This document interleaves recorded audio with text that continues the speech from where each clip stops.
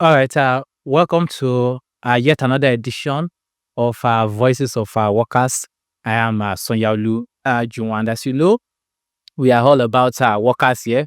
We're all about the labor unions, the civil society, the oppressed people of Nigeria, of Africa, and across the world. And here again is my host. You like laughing? Hello, I'm Omolola Pedro, and welcome to the third edition of the Voices of Workers podcast. And like Joel rightly said, this podcast is focused on workers' rights, labor rights, the activities of trade unions, and labor movements in general. Today, our guest, Please be serious. our Today we are guest, meant to be serious. Please be serious. Today. Be serious. our guest is somebody whom I'm sure all the audience would want to hear from, right? Absolutely. Especially as it relates to the activities of labor movement in Nigeria. Our guest today is coming from a background where the support for labor unions, trade unions in Nigeria has been of a very, very magnified volume. Yeah. As a matter of fact, as an avid reader of Marx, there is an interesting statement by Marx. Said philosophers have interpreted the world. The point is to change it. That is, we've had so many philosophers, so many brilliant people, who had written various perspectives about changing the world, transforming the world of work, and but the most important task was, how do we change it? And yes, the guests before us have been at the front line of actually doing this work of changing the world of work, generally speaking. And he is the resident representative of the Friedrich Foundation. As you know, this podcast is supported, funded by the Friedrich Foundation. Let's get a round of applause. A round of applause for FES. All right, so we have here with us in the studio our comrade and a family. We call it family because the workers union, our movement is a family, and he based on his work, he has identified with the working class family in Nigeria, with the working class family. And we have adopted him Yes. into the family. Yes. Yes. For years. So today, let's welcome our guest, Leonard Is it? Ostegard. Good Ostegard. job. Good job. Thank you. I don't. I like the fact that you are humble, so that your teeth will not be. Of course. I'm not about Your to lose one Nigerian of my names challenged me so much, so you did great. You're welcome, comrade. Thank you so much, Yeah. Kindly comrades. introduce yourself. Yeah, please introduce yourself to our guest. Thank you very much, comrades. So yes, my name is Leonard Östergaard, and since almost 2 years now, I'm the resident representative of FES Nigeria. And before that, I worked at the FES headquarters based in Berlin, where we have an Africa office and coordinate the work in all our over 20 offices on the African continent. Well, that's There was no way I was going to pronounce that correctly. no, you are not. Of course. Especially since you are not a serious person. Yeah. I don't know. You've been disguising with this your thing. In It's just- Nigeria, glasses, See- wearing eyeglasses is a proof of smartness. But Yes. she's not too So smart. you can't take that I'm away sure both from of you me. are smart, with or without glasses. All right. Yeah. So, so let's take it from here. Let me start by congratulating you on the 100-year anniversary of the FES. FES, it starts a century. Right. Another round of applause. Another round of applause. So 100 yeah, years. that's 100 years of doing good work, 100 years of standing with oppressed people across the world. So I wish to ask, can you take us through the history of the FES? I think our audience will want to know this. The history of the FES, the goals, its objective, and what they've been doing. What exactly has the FES been doing for the last century? Sure. Thank you very much. So indeed, this year we are proud to celebrate our 100th years of existence. We had our celebration, I think, a few months ago in Germany, and we are proud that the German president, Frank-Walter Steinmeier, and also the German chancellor by then, Olaf Scholz, attended our party, so to say. And yes, FES was founded in 1925, only, I think, days after the death of our name giver, Friedrich Ebert, who was the first democratically elected president of Germany. He was not only a president, but also a worker, a trade unionist, and the chairman of the Social Democratic Party during that time, which was marked by a fight for democracy, a challenge, a struggle within Germany, which new path Germany will now take after the end of the First World War. And Friedrich Ebert was one of the strong advocates for a democratic development, for workers' rights, for social justice, and for social democracy. And it is in his name and in his legacy that FES has been working all these years. For those who know German history, they know that the struggle for democracy failed during the Weimar Republic, and the terrible Nazi regime started. And during this regime, FES was forbidden. We didn't operate then, and after the liberation, after the end of the Second World War, then the political foundations, there's also Konrad Adenauer Stiftung and some others were revived, and this is when FES started its work. The task from the onset has been to educate workers and also basically do political education on issues that touch social democracy, and this was what FES then started to do in Germany. But soon, in the 60s, I think, FES started to broaden its network and also worked abroad. I think the first office, maybe I'm wrong, but if I'm not wrong, in 1963, the first office of FES was opened in Madagascar. So now we look at about 100 offices all over the world where we do the same as we do in Germany, which is educating workers, educating young people, promoting social democracy and democratic development. Wow. Oh, that's lovely. That's very, very insightful. You mentioned that the FES currently operates in about 100 countries. Yes, that's true. All over the world. Yes. We would like to know what the successes and challenges have been so far. Working in about 100 countries is a lot. And then the challenges that each country would pose would definitely be different. There will be dynamics. So we'd like to know how the FES has succeeded in its mission and the challenges it has faced over the years. Sure. So, of course, it is difficult to generalize because 100 countries are 100 different backgrounds and stories and successes and challenges. But I would say, in general, one strength of the FES, it's long history and its partner network. When I first came to Nigeria 2 years ago, I was hugged by people who said, "You helped me 20 years ago." And it wasn't me, of course, personally, but our foundation has done some great work here, and we have some very old success stories which go back to in Nigeria, the time when there was military rule, but also in other countries. We have worked with trade unions and progressive parties in the 70s and the 80s. And I would say there's this network and history that gives us some kind of legitimacy.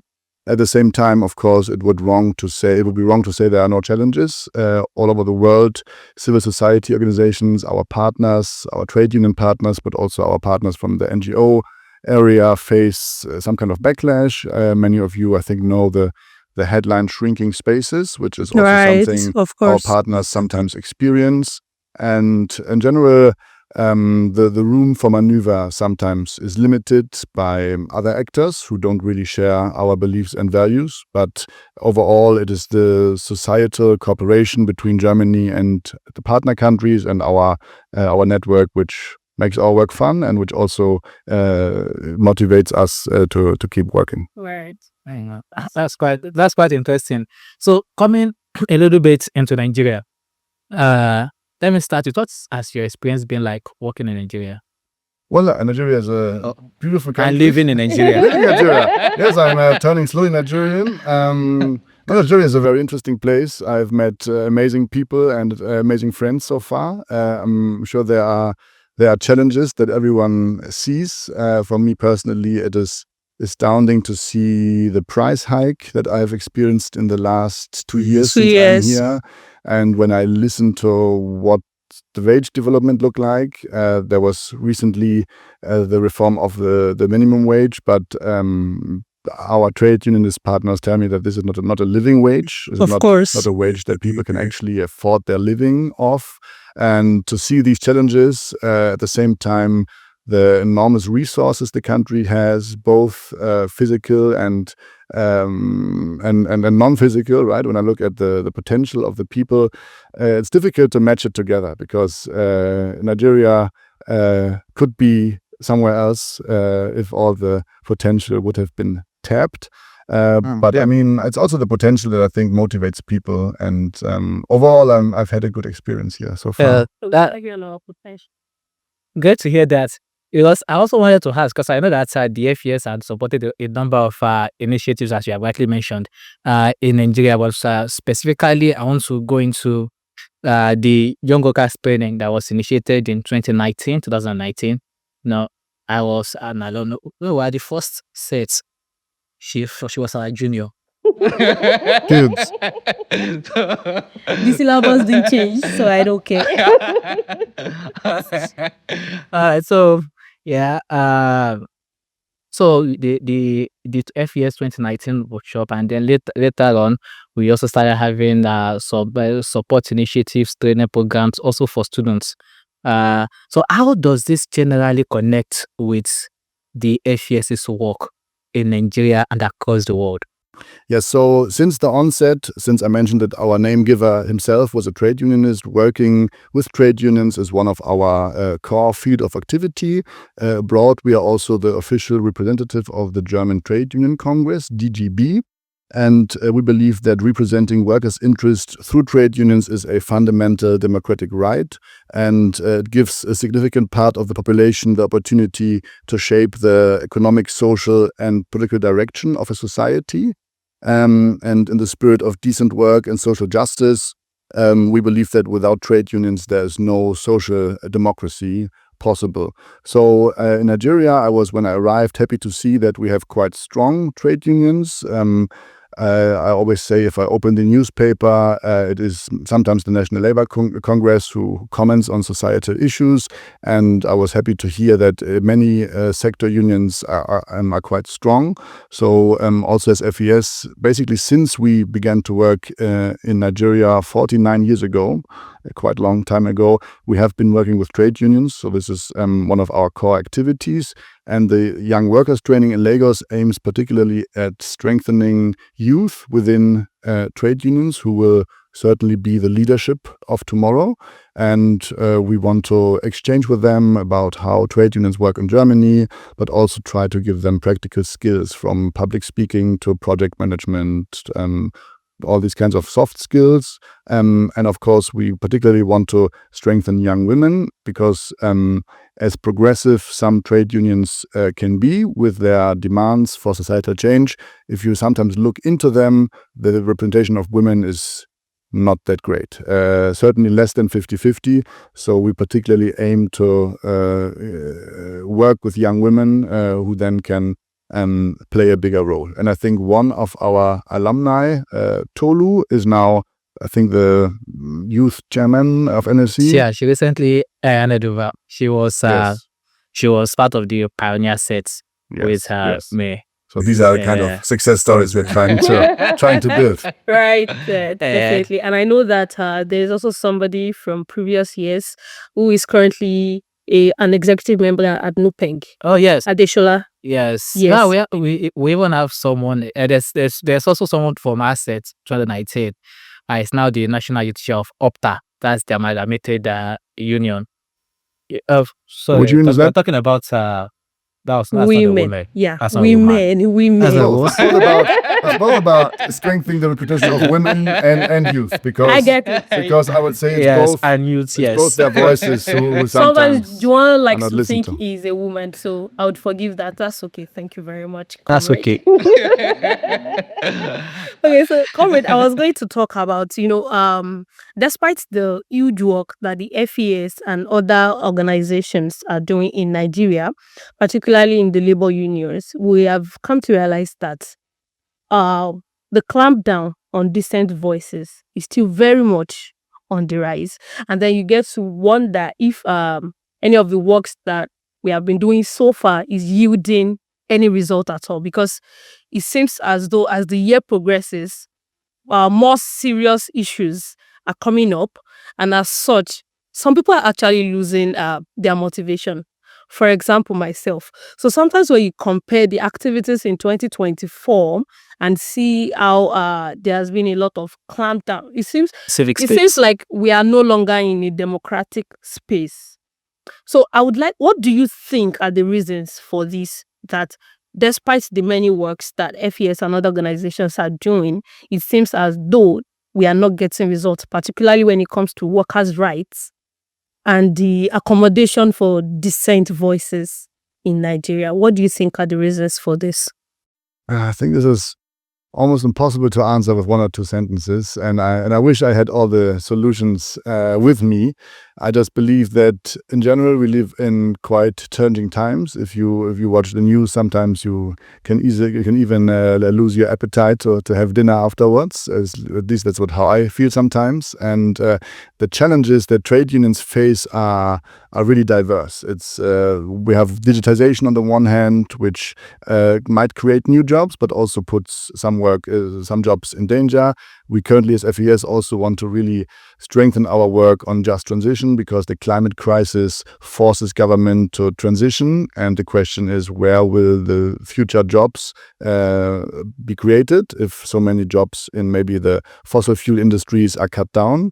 And then I think a worldwide phenomena is what I mentioned, the shrinking spaces, but also a development towards more authoritarianism and far-right movement. I come from Germany, where we experienced this firsthand over the last years. And I think there's no one-fits-all solution for these variety of problems. But in generally, it is my firm belief that international cooperation amongst borders and societies between groups who share the same values and interests is essential. And I'm grateful that Germany, despite other countries withdrawing from the international area, is continuing this work. And especially if I look at the work of our comrades here in Nigeria, I do have hope that the fight for workers' rights can lead to some successes, but undoubtedly the situation is not easy. And some of the challenges here in Germany, here in Nigeria, we actually also face them in Germany. So I have my friend with me, who maybe later you can also interview, and who's an active trade unionist, who can tell you a bit what are the topics that workers in Germany right now fight for, because some of the struggles for better payment, for more job security, for handling transitions are also in Germany very present. Yeah, because I also wanted you to come in as regards the question of the rise of far rights and authoritarianism globally. It seems to be a global trend. So we've been dealing with this day. So what are your comments on this? Because of course, one would have thought that despite a lot of pushbacks, civil society and organizations like the FES have been doing it, we should not be in this situation in the world. So what exactly you think is happening? Yes, just maybe before I answer one comment regarding FES, we are here in Nigeria, of course, as guests who work together with our partners, but we do not have the aim to really be the ones who change the society. That is not what we can or we want to do, but it's of course our partners with whom we share the same values, who are fighting for the same issues, like we do in Germany, where we try to do political education and try to work with them together on the same challenges. And I think later we will also speak about what Nigeria and Germany can actually do together to work on challenges. But we can come to that in a bit. Again, when it comes to far-right authoritarianism and this trend, I also believe there's not one reason to really point it to that. Me, myself, if I look at the German opinion polls, I'm shocked at what I see. One general issue is, I think, that globalization hasn't benefited everyone, or to put it different, not everyone has benefited from globalization. I think globalization has created winners and losers, and maybe this is something which hasn't been taken taken into account sufficiently. So in Germany, it is people who are frustrated with the political establishment, which hasn't delivered what it maybe promised to them, who are now frustrated and are voting for what they call an alternative, but which maybe doesn't really offer real solutions also. But it's this frustration that I think has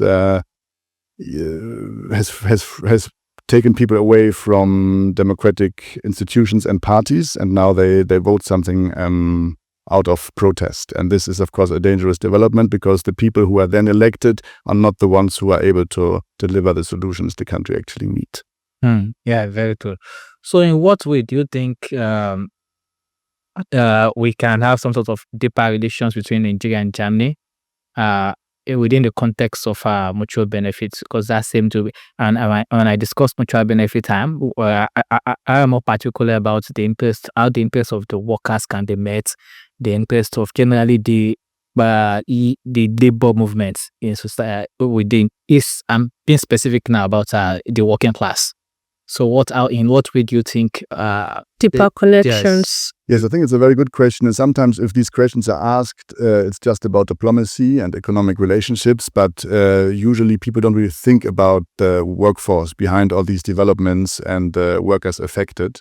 So in generally, Germany is the largest economy in Europe, and Nigeria, until recently, was the largest economy in Africa. It is still the most populous country, as Germany also is in Europe. And I hope that Nigeria will soon be back as the number one on the continent. Amen.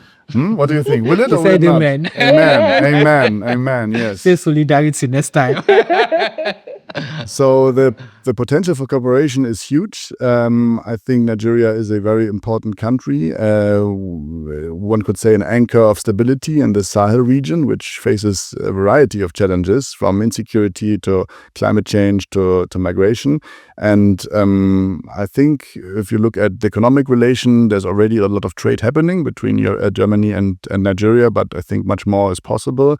One key issue that not only faces Nigeria, but many African countries, is that if you just export commodities and import finished products, the value creation doesn't happen in your own country, right? So it was for me very astounding to see that in Kenya, the coffee is not roasted, but the coffee beans are exported to actually my hometown, Hamburg, where then the coffee is really produced. And same goes with manufactured goods, machines.